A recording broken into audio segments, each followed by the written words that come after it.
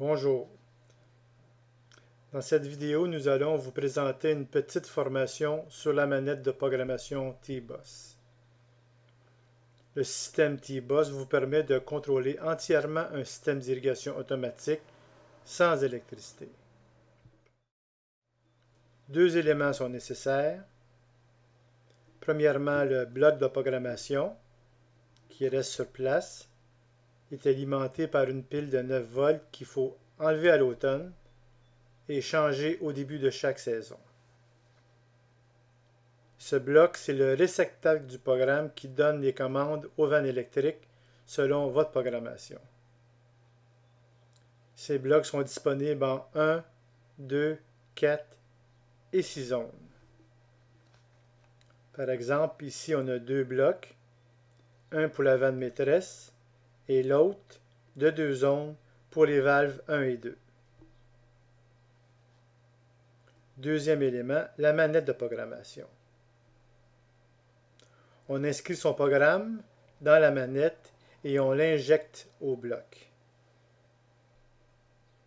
Maintenant, comment ça marche? Je vous suggère d'avoir en main votre manette pour suivre la formation. Examinons maintenant les différentes touches de la manette. Ici, c'est la touche pour injecter le programme au bloc. Celle-ci sert à aller chercher le programme présent dans le bloc et l'amener dans la manette. Lorsqu'on arrive sur un terrain, la première étape, c'est justement d'aller chercher le programme du bloc, parce que la manette contient encore le programme du dernier système qu'on a visité. Maintenant, la flèche permet de passer d'une fonction à l'autre. Par exemple, de passer de l'heure de départ au temps des zones. Et pour passer, mettons, de la zone 1 à la zone 2 ou à la zone 3, on appuie sur la touche à droite. Maintenant, on va faire un exemple pratique. On est au printemps. Notre bloc, il n'y a pas de programme encore, naturellement, puisque la pile a été retirée à l'automne. Après avoir mis une pile neuve, on veut que notre système irrigue les lundis, mercredis et vendredis à partir de 3 heures du matin.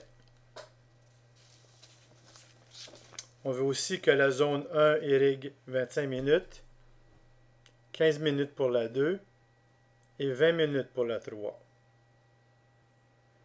On réveille la manette en pesant sur la touche flèche. À l'écran, on voit qu'il est 15h21 et que nous sommes un samedi qui est le jour 6. On pèse sur la flèche. On aperçoit le petit cadran à gauche. On peut donc changer l'heure, par exemple. En pesant sur la touche plus, on peut passer à 15h23 si c'est l'heure véritable. Pour valider ce choix, on passe sur la flèche pour passer à la fonction suivante, le genre de cycle qu'on désire. Par défaut, le premier choix, c'est un cycle de semaine.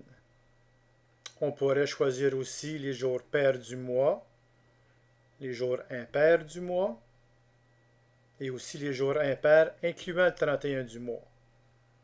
Mais on veut un cycle de semaine. On valide en pesant sur la flèche. Et le premier jour, c'est un lundi, on le garde. Flèche ronde.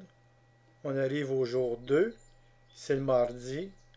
On l'enlève avec la touche moins ou off.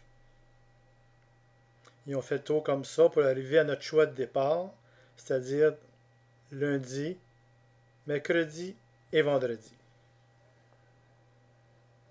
Flèche. On aperçoit le petit réveil sur l'écran. C'est l'heure de départ de notre cycle. Bon, par défaut, il est déjà à 3 heures du matin. Parfait. Mais on pourrait le changer avec les touches plus ou moins pour changer cette heure-là. Je fais une flèche ronde pour arriver au deuxième départ. On n'en veut pas, on laisse ça comme ça. Mais on pourrait, avec les touches plus ou moins, mettre un deuxième départ à notre cycle. Et si jamais on veut l'enlever, il faut avancer ou reculer l'heure entre 23h59 et minuit. Et à ce moment-là, on annule le départ. C'est important de se souvenir que l'heure de départ du cycle, c'est l'heure où la zone 1 décolle. Les autres suivent automatiquement comme les wagons d'un train.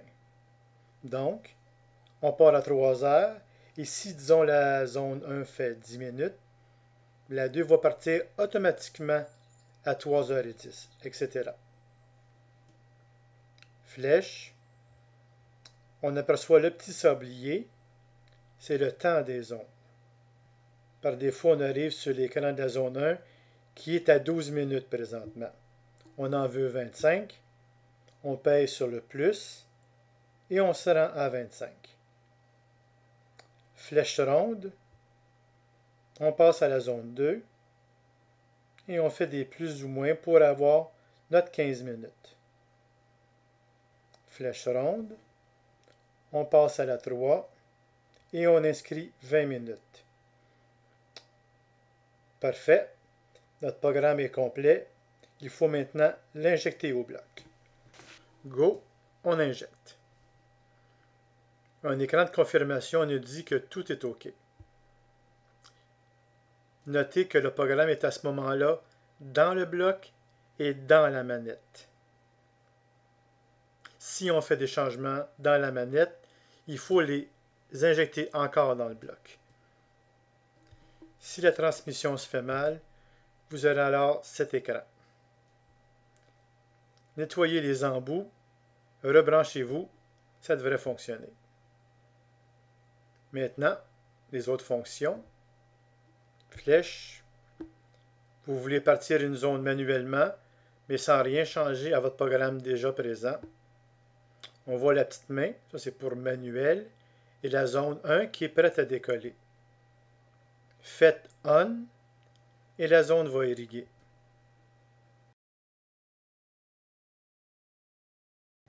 Pour la stopper, flèche, faites Off, la zone va arrêter.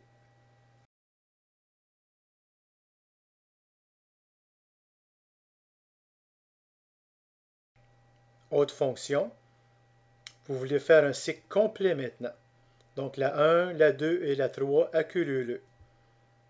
Flèche, la petite main apparaît et les lettres C, Y, C pour cycle apparaissent. Faites On, la 1 va partir et les autres vont suivre à la suite. Pour tout arrêter, on fait le Off. Dernière fonction, suspendre l'irrigation. Flèche, on voit en haut à droite le petit asperceur, ça veut dire que l'irrigation est active. Faites Off, l'écran suivant arrive et on voit le petit X sur l'asperceur qui indique que l'irrigation est maintenant suspendue. Mais le programme reste en mémoire. Pour réactiver, faites tout simplement On. Et voilà. Je crois qu'on a fait le tour des fonctions de base. Alors, nous espérons que cette petite vidéo va vous aider. Parce que de toute façon, Christian et moi, Guy, on reste disponibles pour vos questions. À bientôt. Merci.